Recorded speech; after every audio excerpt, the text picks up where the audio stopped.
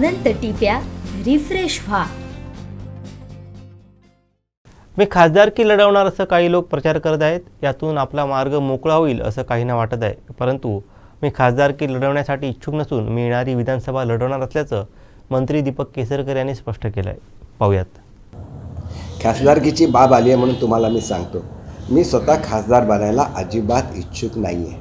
मी माझ्याच मतदारसंघामधून पुन्हा एकदा आमदारकीची सीट लढवणार आहे. त्याच्यामुळे कोणी असा खोटा प्रचार करत असतील की दीपक केसरकर खासदारकीला जाणार आहेत आणि त्याच्यामुळे इथं कोणीतरी तयारी करत असतील तर त्यांना मी अगोदरच त्यांना असं नाही, सगळ्याच जनतेला सांगू इच्छितो की काही कामं माझी अपूर्ण आहेत माझ्या मतदारसंघातली.